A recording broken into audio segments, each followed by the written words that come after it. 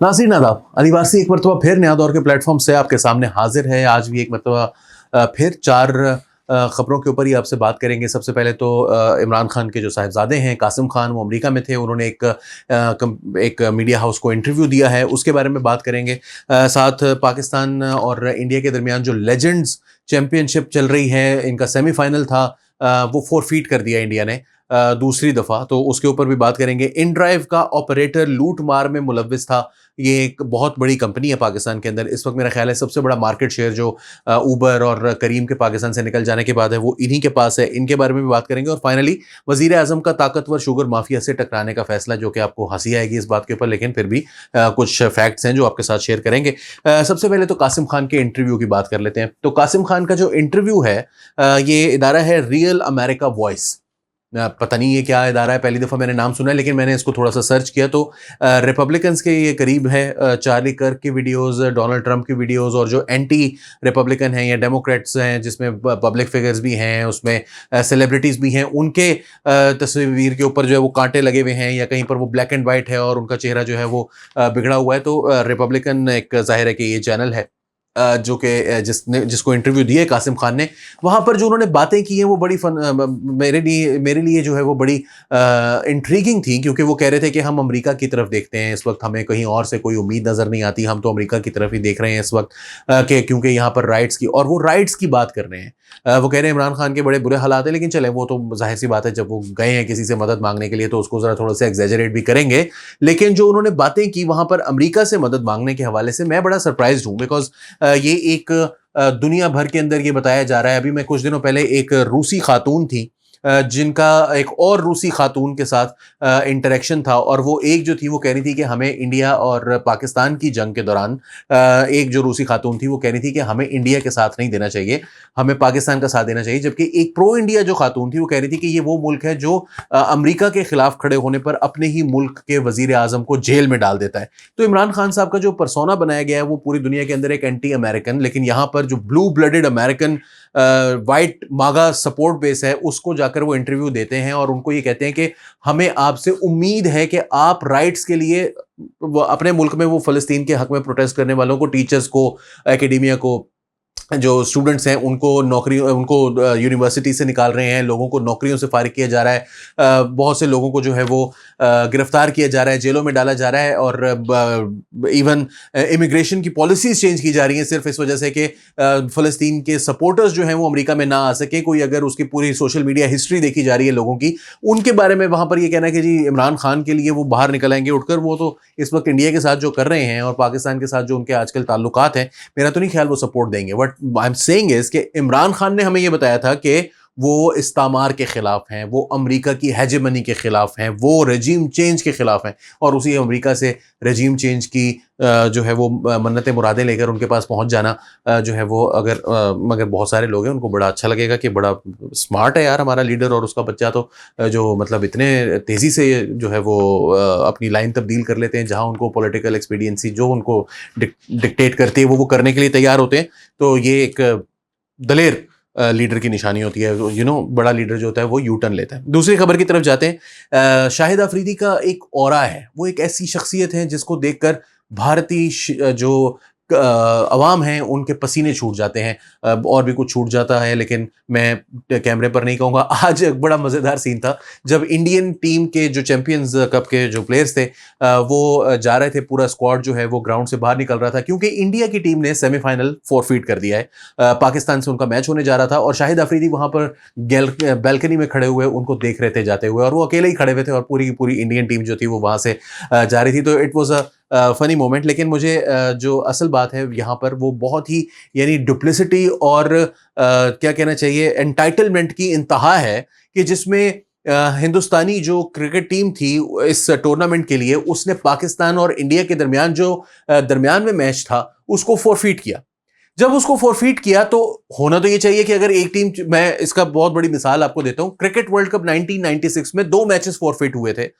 2003 के world cup में एक मैच फोरफीट हुआ था, और उस टूर्नामेंट में श्रीलंका जाने से इनकार किया था ऑस्ट्रेलिया और वेस्ट इंडीज की टीम ने 1996 के वर्ल्ड कप में, जो पाकिस्तान इंडिया श्रीलंका ने होस्ट किया था। तो 4 पॉइंट्स मिले थे, 2-2 के पॉइंट्स के हिसाब से वेस्ट इंडीज की दफा भी श्रीलंका को और ऑस्ट्रेलिया की दफा भी श्रीलंका को 2 पॉइंट्स मिले, which is why Sri Lanka manage to make it to the world cup final unbeaten and won the world cup. इसी तरह जब 2003 के वर्ल्ड कप में एक टीम ने कीनिया जाने से इनकार किया तो उस टीम को भी 2 पॉइंट्स अवार्ड करना पड़े कीनिया की टीम को, और कीनिया की टीम इसकी वजह से सेमीफाइनल तक रसाई हासिल करने में कामयाब हो गई। On the other hand Pakistan के अंदर ये जो टूर्नामेंट हो रहा है इसके अंदर इंडिया ने फोरफीट किया मैच, लेकिन फॉर सम रीजन दोनों टीमों को एक एक पॉइंट अवार्ड कर दिया गया। अब इससे हुआ क्या कि इंग्लैंड की टीम जिसका रन रेट इंडिया से बेहतर था, मगर क्योंकि उसने कोई मैच फोरफीट नहीं किया था, वो मैच हार गए थे, उनके 0 पॉइंट्स थे, इंडिया का 1 पॉइंट था, इंडिया ऑटोमेटिकली टीम नंबर 4 बन गया और सेमीफाइनल में पहुंच गया, और फिर सेमीफाइनल को फोरफीट कर दिया। या तो इंडिया पहले कहता हम पाकिस्तान के खिलाफ नहीं खेलेंगे, ताकि ऑटोमेटिकली इंग्लैंड की टीम जो है वो आगे प्रमोट हो जाती, सेमीफाइनल में चली जाती, पाकिस्तान और इंग्लैंड का फाइनल सेमीफाइनल हो जाता। लेकिन यहां पर उल्टा यह हुआ कि इंडिया ना सिर्फ सेमीफाइनल खेल लिया, सेमीफाइनल से पहले वाला मैच फोरफीट करने की वजह से, और सेमीफाइनल खेलने के लिए भी नहीं आ रहा, जिसकी वजह से पाकिस्तान ऑटोमेटिकली फाइनल के लिए क्वालिफाई कर दे, which is good for Pakistan. मैं ये नहीं कह रहा, मगर मेरी समझ से बाहर है कि ये जो इस तरह की बॉडीज हैं, जो इस तरह, और अब मैंने ऐसी हरकतें देखी हैं, घटिया हरकतें। मैं देखूंगा, वैसे अभी एशिया कप भी आ रहा है, कि एक वो कोई कंपनी है इजी माई ट्रिप के नाम से, उसका सीईओ जो है वो वहां पर बैठकर ट्वीटें कर रहा है कि मैं जो है वो जंग और टेररिज्म के खेल और टेररिज्म के दरमियान और पीस और टेररिज्म के दरमियान कोई इंटरेक्शन नहीं हो सकता। एक ऐसा मुल्क जो कि दहशतगर्दी को फैलाता है और दहशतगर्दी का गढ़ है, उसको जो है वो इंडिया के साथ वो क्रिकेट खेले, उससे नॉर्मलाइज होती है ये सारी चीजें, तो हम इस टूर्नामेंट से बाहर निकल रहे हैं, इजी माई ट्रिप जो है वो बाहर निकल रही है। अच्छा, आप निकल रहे हैं, दफाएं बाहर, मगर द पॉइंट इज कि अब एशिया कप में भी यही होना चाहिए। तमाम के तमाम जो कमर्शियल इंडिया है, जो सारा का सारा कॉर्पोरेट इंडिया है, वो फैसला करे कि एशिया कप के लिए भी कोई किसी किस्म की जो है वो इंटरेक्शन नहीं होगी पाकिस्तान के साथ, हम नहीं खेलेंगे, और अगर हमने खेला तो हम अपने स्पॉन्सर्स को जो है वो निकाल लेंगे इस चीज से। I would love to see that, because I want to see कि ये जो चैंपियंस कप है, जो कि पूरी दुनिया में कोई मेरा ख्याल है टीवी चैनल नहीं दिखा रहा, क्रिक इन्फो इसको कवर नहीं कर रहा, इसकी लाइव कवरेज नहीं हो रही, जो कि हर चीज को कवर करता है। आई थिंक क्रिक बस इज दी ओनली वेबसाइट जहां पर इसका हमें जो है वो स्कोर कार्ड्स भी नजर आ रहे होते हैं और लाइव कमेंट्री नजर आ रही होती है। बाकी हर जगह पर बस एक रिपोर्ट पब्लिश हो जाती है, आज मैच हुआ था, इन दो टीमों का मैच हुआ था, वीडियो जो है वो क्वालिटी उसकी नजर आ रही है, ग्राउंड की क्वालिटी नजर आ रही है। मतलब ये एक बहुत ही सस्ता सा टूर्नामेंट था और रिटायर्ड खिलाड़ी सारी दुनिया से खेल रहे थे, यानी कि ये ऐसे, यानी वो कल उन्होंने भाई ने ऑस्ट्रेलिया वाले जो थे उन्होंने कोई 21 रन दिए एक ओवर में, जिसमें से 11 वाइडें थी या 12 वाइडें थी, एक नो बॉल थी, तो उन्होंने इस टूर्नामेंट से तो निकाल लिया क्योंकि इसके अंदर कोई बहुत बड़े इंटरेस्ट नहीं थे। अब मैं देखूंगा कि एशिया कप में क्या करते हैं, क्योंकि इंडिया वहां पर भी खेलेगा, and I would love to see them forfeit the match, क्योंकि कॉर्पोरेट इंडिया जो है वो वहां से निकल रहा है। बहुत मजेदार सीन होने वाला है। अगली खबर की तरफ चलते हैं। इन ड्राइव का ऑपरेटर लूट मार में मुलव्वस। अब वाकया ये है, ऑपरेटर क्या होता है, सॉफ्टवेयर ऑपरेटर किसको कहते हैं मुझे नहीं पता, मेरा ख्याल है कि ये डाटा एंट्री ऑपरेटर है, क्योंकि जो काम बताया जा रहा है वो इसी लेवल का है, क्योंकि जो सॉफ्टवेयर ऑपरेटर कोई चीज़ नहीं होती, there is no such thing as a software operator. तो ये कहते हैं कि लाहौर में online taxi service inDrive का सॉफ्टवेयर ऑपरेटर ही लूट मार के नेटवर्क का मास्टरमाइंड निकला। आपने कुछ दिनों में देखा होगा, अभी थोड़े दिन पहले से, कुछ दिनों से तो बहुत ज़्यादा वायरल हो रहे हैं इस किस्म के केसेस के, जिसमें कोई बंदा है जो कि डिलीवरी करने के लिए एक जगह से दूसरी जगह जा रहा है, कोई महंगी चीज़ है और वो लेकर फरार हो गया। 80,000 रुपए का लहंगा था, वो एक जगह से उठाया दूसरी जगह पर पहुंचाना था, दरमियान में उस बंदे का फोन ऑफ हुआ और उसके बाद वो वापस नहीं आया। इस किस्म के वाकयात पहले भी होते थे, लेकिन ये बहुत तवातुर से हो रहे थे, और अब इसके ऊपर जब चेक किया गया तो पता चला कि इनड्राइव ऐप से लूट मार में मुलव्वस ग्रुप के 4 अरकान गिरफ्तार। मरकजी मुलजिम फरहान इनड्राइव ऐप ऑफिस में सॉफ्टवेयर ऑपरेटर के तौर पर काम करता था। अब सॉफ्टवेयर ऑपरेटर से क्या मुराद है, I am not really sure. हो सकता है कि ये सॉफ्टवेयर ही ऑपरेट करता हो, या उसका कोई बैकएंड को चेक करता हो वगैरह वगैरह, मतलब कुछ भी हो सकता है, या ये डाटा एंट्री ऑपरेटर था। I am not very, I don't no, मैंने सॉफ्टवेयर ऑपरेटर नाम की कोई चीज़ कभी जिंदगी में कहीं पर इस तरह से देखा नहीं है, किसी और ओहदे को शायद होगा, लेकिन सॉफ्टवेयर को ऑपरेट करता था ये। मुलजिम फरहान अपने दीगर 3 साथियों को जाली अकाउंट बनाकर देता था। जाली अकाउंट के जरिए मुलजिमान शहरियों की कोरियर की गई अशिया चुराकर फरार हो जाते थे। ये पिछले कुछ अरसे से मैं देख रहा हूँ, और इसमें सिर्फ ये नहीं है, इनड्राइव नहीं है, येंगो वाले भी जो है ना वो पैसे ज़्यादा बताना शुरू कर देते हैं, एक जगह से निकलते हैं दूसरी जगह, और इन्होंने जाली स्क्रीनशॉट्स भी बना रखे होते हैं, और वो मैं बहुत अरसे से देख रहा हूँ। लेकिन ये चीज़ जो है इनड्राइव, ये पाकिस्तान का इस वक्त इन माय व्यू सबसे बड़ा जो इदारा है या कंपनी है जो कि ये सर्विस प्रोवाइड करती है, कैब सर्विस प्रोवाइड करती है, इसमें इन ड्राइव के पास सबसे बड़ा शेयर है पाकिस्तान में, और ये लोगों की चीजें चुरा रहे हैं और उनके ऑफिस के अंदर एक बंदा बैठा हुआ है जो ये सब कुछ कर रहा है। और इन ड्राइव जो कंपनी है वो इसके बारे में कुछ नहीं कर पाई इसने काफी अरसे से, विच इज वेरी कंसर्निंग। और पुलिस ने अब एक्शन लिया है, तो ये तो एक अच्छी बात है, बट ये देखना होगा कि अब क्या होता है। और ये जो कंपनीज हैं जो कि जिनके पास कोई अपने सॉफ्टवेयर के अंदर कौन ऑपरेट कर जाता है, इनको पता नहीं चलता इन कंपनीज की अपनी सिक्योरिटी का क्या आलम है, अंदर इंटरनल सिक्योरिटी सिस्टम्स के कितने इन प्लेस हैं, जो लोगों का डाटा डाला जा रहा है वो कितने जो है वो उसकी स्क्रूटनी कितनी टाइट है वो हमें नहीं पता। और बड़े जो मल्टीनेशनल्स हैं, करीम जैसे, उबर जैसे, वो पाकिस्तान से भाग चुके हैं। सो ये देखने की जरूरत है कि ये लोग किस तरह लाइसेंस हासिल कर लेते हैं इस किस्म की, या ये जो भी इसका तरीका होता है, I don't know whether it's licence और व्हाटएवर, जो भी इसका तरीकाकार है, प्रोसीजर है रजिस्टर करने का, ये रजिस्टर कैसे हो जाते हैं जब तक इनकी मुकम्मल ये सिक्योरिटी चेक्स या सिक्योरिटी क्लियरेंसेस नहीं हो जाती। ये हुकूमत पाकिस्तान को और जो मुताल्लिका इदारे उनको भी देखने की जरूरत है। फाइनली, वजीर आजम का ताकतवर शुगर माफिया से टकराने का फैसला। नो, वजीर आजम Shehbaz Sharif is part of the sugar mafia. सीधी सी बात है, शरीफ फैमिली अपनी अच्छी खासी शुगर मिले हैं और बहुत पुरानी शुगर मिले हैं। 1992 1990 के दरमियान, 90 की दहाई में ये एक फैसला किया गया था कि शुगर मिलें लगाएं, शुगर मिलों से पैसे कमाएं, उसको सियासत में लगाएं। और शुगर मिलों को लगाने के लिए बहुत पाकिस्तान ने इसकी जो है वो कुर्बानी दी है। पाकिस्तान ने बहुत बड़ी कीमत पे की है इन सियासतदानों की, शुगर मिलों की, क्योंकि साउथ पंजाब जो कि पाकिस्तान का सबसे जरखेज खित्ता है, जहां पर कपास होती थी, उस कपास से पाकिस्तान की बहुत सी एक्सपोर्ट वाबस्ता थी। टेक्सटाइल, खुद कपास, कॉटन जो है पाकिस्तान एक्सपोर्ट करता था। वहां पर शुगर मिलें लगाई गई क्योंकि जमीन सस्ती थी, और वहां पर इन्होंने शुगर लगा के, क्योंकि वहां पर कपास भी, वहां पर गन्ना भी उगाना था। पानी वहां पर प्रॉब्लम है, वहां पर पानी के लिए सारी की सारी जो खेत हैं वो अब डिवोटेड हैं टू प्रोड्यूसिंग शुगर केन। वो शुगर केन ये मिलों वाले उठाते हैं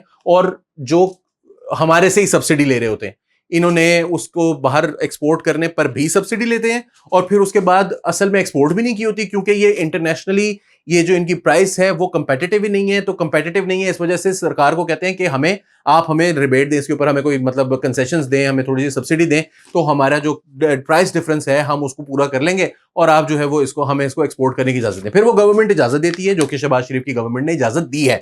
उसके बाद ये कहते हैं कि जी आर्टिफिशियली शॉर्टेज क्रिएट होगी क्योंकि हमने एक्सपोर्ट कर दी, फिर उतनी ही चीनी जो है वो वापस इंपोर्ट कर लेते हैं। आप 2020 की रिपोर्ट उठाकर देख लें, जो चीनी स्कैंडल थी, जो इमरान खान के दौर में आया, रिपोर्ट बनी, बहुत अच्छी रिपोर्ट बनी, उसके अंदर बहुत से नाम आए। जहांगीर तरीन और इमरान खान के दरमियान हमेशा के लिए स्प्लिट हो गया, लेकिन आज भी जहांगीर तरीन एक सियासी जमात है, उसका सरबरा है, और क्या नाम है उसका, पता नहीं, अजीब सा वो कोई इस्तेहकाम पाकिस्तान पार्टी एक्सेट्रा, इसी तरह का कुछ था ना, पाक सरजमीन पार्टी या इस्तेहकाम पाकिस्तान पार्टी, किश्वर हसीन शाहबाद पार्टी।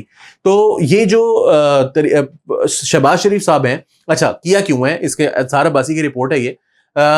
तरीका ये था कि एनफोर्समेंट की गई है। एनफोर्समेंट से क्या मुराद है कि टैक्स के कवानीन तो पहले से मौजूद थे, लेकिन पाकिस्तान इन्होंने हुकूमत पाकिस्तान ने इस मरतबा ना सिर्फ शुगर के बल्कि सीमेंट के और क्या कहते हैं तंबाकू के, मशरूबात के, हेचरी वगैरह के, ये जो तमाम जो इंडस्ट्रीज हैं, इनकी जहां जहां प्रोडक्शन हो रही है उन प्लांट्स के ऊपर एक टीम्स बिठाई ले जाकर उनके करीब के, जो चेक करें कि क्या होता है। तो पता ये चला कि बहुत बड़ी तादाद में अंडर रिपोर्टिंग हो रही थी, उसकी वजह से 41% पैदावार में इजाफा हुआ, जिसकी वजह से 57 अरब रुपए का टैक्स की सूरत में हुकूमत को फायदा हुआ या एफबीआर को फायदा हुआ। लेकिन नतीजा क्या निकला कि तमाम शुगर के जो उन्होंने ये 57 अरब रुपए तो पूरे करने थे, तो उन्होंने 57 अरब रुपए पूरे करने के लिए, ये मैं शुगर की बात कर रहा हूँ या तमाम इंडस्ट्रीज की बात कर रहा हूँ, 57 अरब से सारी की सारी शुगर से नहीं है। तो जो उनका नुकसान हुआ था, क्योंकि उन्होंने अपनी जो पैदावार कम दिखा रहे थे वो पूरी दिखाई, उसकी वजह से उनको टैक्स